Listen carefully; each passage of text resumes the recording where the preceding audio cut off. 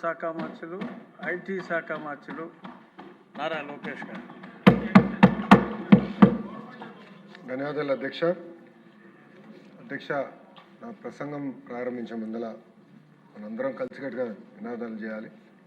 జై అమరావతి, జై జై అమరావతి. అధ్యక్ష, మనందరం అమరావతి రైతులకి శిరసు ఉంచి నమస్కరించాల్సిన అవసరం ఉంది. ఎందుకంటే మనం ఈరోజు ఈ చట్టసభల్లో కూర్చున్నామంటే, ఈ భవనాలు మనం ఏర్పాటు చేయగలమంటే దానికి కారణం అమరావతి రైతులు చేసిన త్యాగం. అధ్యక్ష, ఆనాడు గౌరవ ముఖ్యమంత్రి చంద్రబాబు నాయుడు గారు ఒక్క పిలుపు మేరకు 58 రోజుల్లో రైతులందరూ పెద్ద ఎత్తున వచ్చి సుమారుగా 33,000 ఎకరాలు రాజధాని కోసం వాళ్ళు ఇష్టం జరిగింది. అధ్యక్ష, దీని వెనకాల ఒక కారణం ఉంది అధ్యక్ష. అదేంటంటే ఒక నమ్మకం. ముఖ్యమంత్రి గారు 5 కోట్ల ఆంధ్రుల కోసం రాజధాని ఏర్పాటు చేస్తున్నారు, మన అందరికీ ఒక పిలుపిచ్చారు, కలిసికట్టుగా మనం మన రాష్ట్రాన్ని అభివృద్ధి చేయాలని ఒక నమ్మకంతో ఆనాడు రైతులు పెద్ద ఎత్తున వచ్చి వాళ్ళ భూములు ఇచ్చారు. అధ్యక్ష, ఈరోజు మనం ఏర్పాటు చేసుకున్న సమావేశం ఒక రొటీన్ సమావేశం కాదు అధ్యక్ష. ఈ సమావేశం చరిత్రలోనే నిలబడబోయే సమావేశం. అధ్యక్ష, 5 కోట్ల ఆంధ్రుల భవిష్యత్తు శాశ్వత పునాది వేస్తుంది ఈ సమావేశం. అధ్యక్ష, 5 కోట్ల ఆంధ్రుల కలలు తీర్చుతుంది ఈ సమావేశం. అధ్యక్ష, 5 కోట్ల ఆంధ్రుల ఆశలకు రెక్కలు కల్పిస్తుంది ఈ సమావేశం. అధ్యక్ష, ఇది కేవలం ఒక తీర్మానమే కాదు అధ్యక్ష, ఇది ఆంధ్రుల గుండెల్లో నిలబడే రోజని ఈ సభాముఖం తెలియజేస్తున్నారు. అధ్యక్ష, మనందరం ఒకసారి చరిత్ర గురించి కూడా ఆలోచించాలి. ఆనాడు పొట్టి శ్రీరాములు గారు భాష ప్రయుక్త రాష్ట్రాల కోసం 58 రోజులు దీక్ష చేసి ప్రాణ త్యాగం చేశారు. ఆయన ప్రాణ త్యాగం వల్లనే ఆంధ్ర రాష్ట్రం ఏర్పడింది. ఆనాడు కర్నూలు రాజధానిగా మనం మన ప్రయాణం ప్రారంభిస్తే ఎందుకో కానీ ఆనాటి పెద్దలు కరెక్ట్గా 3 సంవత్సరాల తర్వాత అటు తెలంగాణ ఆంధ్ర రాష్ట్రాన్ని కలిపి హైదరాబాద్ రాజధానిగా మనం తిరిగి మళ్ళీ మన ప్రయాణం చేశాం. అధ్యక్ష, 58 సంవత్సరాలు తెలుగు వాళ్ళందరూ కలిసికట్టుగా హైదరాబాద్ని అభివృద్ధి చేశారు. నేను కూడా పుట్టి పెరిగింది హైదరాబాద్లో. హైదరాబాద్లో ఉన్న ప్రతి గల్లీ నాకు తెలుసు. ఎందుకు చెప్తున్నానంటే ఒక ఎమోషనల్ అటాచ్మెంట్ అనేది మనందరికీ ఏర్పడుతుంది.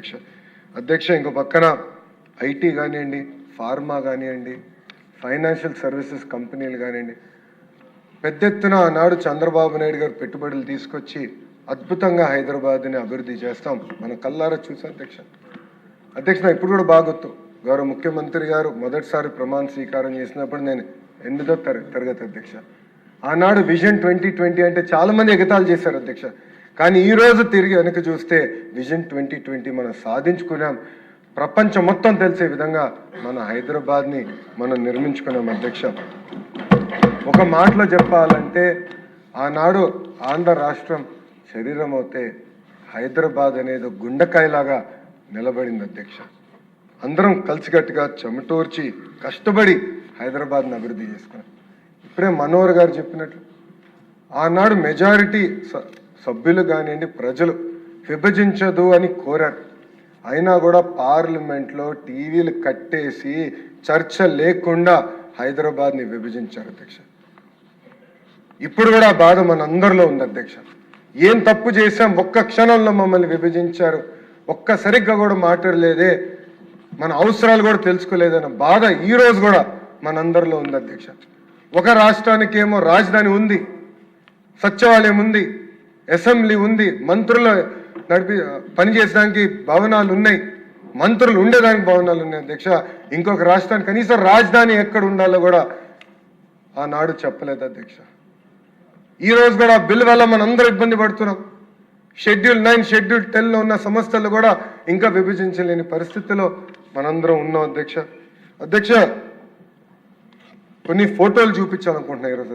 మొదటిది, ఆనాడు గౌరవ ముఖ్యమంత్రి గారు మనకిచ్చిన భవనాలు ఎలా ఉన్నాయి హైదరాబాద్లో చూసాం. ఆనాడు మన ప్రయాణం ఇలా ప్రారంభించాం అధ్యక్ష. ఇంకో పక్కన చూడండి అధ్యక్ష, ఆనాడు మన ఇట్లా మొదలైంది అధ్యక్ష మన ప్రయాణం. అంటే భవనాల్లో కూడా అతి దారుణమైన భవనాలు ఆనాడు ఆంధ్ర రాష్ట్రానికి కేటాయిస్తాం జరిగింది అధ్యక్ష. ఇలాంటి పరిస్థితిలో మనం మన ప్రయాణం ప్రారంభించాం అధ్యక్ష. ఒక మాటలో చెప్పాలంటే కట్టుబట్టలతో మెడబట్టి బయటికి గంటేశారన్న ఫీలింగ్ ఈ రోజు కూడా నాకుంది అధ్యక్ష. 16,000 కోట్ల లోటు బడ్జెట్తో ఆనాడు ఆంధ్ర రాష్ట్రాన్ని ఏర్పాటు చేశారు అధ్యక్ష. అధ్యక్ష, మీరు ఒక్కసారి చూస్తే శాసనసభ కూడా హైదరాబాద్లో ఉండేది అధ్యక్ష. ఆ రోజు మీరు పంచాయతీరాజ్ గ్రామీణాభివృద్ధి శాఖ మార్చులు అధ్యక్ష. శాసనసభ సాక్షిగా వేగంగా మన రాజధానిని నిర్మించుకోవాలి, కృష్ణా గుంటూరు మధ్యలో 5 కోట్ల ఆంధ్రుల కోసం రాజధాని ఏర్పాటు చేస్తాం, అభివృద్ధి వికేంద్రీకరణ చేసి చూపిస్తామని ఆనాడు గౌరవ ముఖ్యమంత్రి శ్రీ నారా చంద్రబాబు నాయుడు గారు చెప్పారు అధ్యక్ష. అధ్యక్ష, ఆ రోజు ప్రతిపక్షంలో ఉన్న జగన్మోహన్ రెడ్డి గారు నుంచుని ఇప్పటికీ చిన్న రాష్ట్రం అయ్యాం, ప్రాంతీయ విద్వేషాలు నేను రెచ్చగొట్టేదానికి సిద్ధంగా లేను, అందుకే అమరావతికి సంపూర్ణ మద్దతు తెలుపుతున్నానని చెప్పారు అధ్యక్ష. అధ్యక్ష, ఆనాడు జనసేన పార్టీ కానివ్వండి, భారతీయ జనతా పార్టీ కూడా ముందుకొచ్చి ఎస్ అమరావతి శాశ్వత రాజధాని ఉండాలి, మా మద్దతు కూడా తెలుపుతున్నామని ఆనాడు చెప్పడం జరిగింది అధ్యక్ష. అధ్యక్ష, అమరావతి అనేది కేవలం ఒక భూమి కాదు, ఒక ఎమోషన్. రైతుల త్యాగంతో ఏర్పడింది ఈ అమరావతి. 58 రోజుల్లో సుమారుగా 35,000 ఎకరాలు రైతులు స్వచ్ఛందంగా వచ్చి వాళ్ళ భూములు ఇచ్చారు అధ్యక్ష. అధ్యక్ష, రైతుకి భూమి అనేది కేవలం ఒక ఆస్తి కాదు అధ్యక్ష. ఒక మాటలో చెప్పాలంటే అది వాళ్ళ జీవితం, వాళ్ళ గుర్తింపు, వాళ్ళ భవిష్యత్తు అధ్యక్ష. అలాంటి భూమి ఆంధ్రుల కోసం ఆనాడు రైతులు ఇచ్చారు అధ్యక్ష. అధ్యక్ష, చాలామంది అంటే ప్రతిపక్షంలో ఉన్న చాలామంది కూడా ఆనాడు రాజధాని గురించి కులాలు తీసుకొచ్చారు అధ్యక్ష.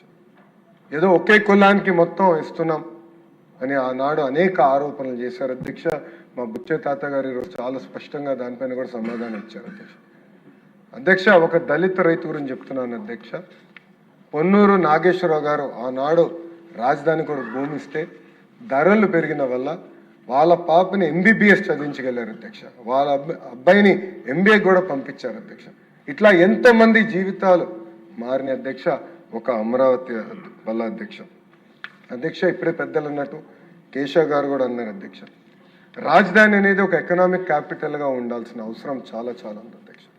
ముందు చూపుతో రాజధాని ఏర్పాటు చేసుకోవాల్సిన అవసరం ఉంది అధ్యక్ష.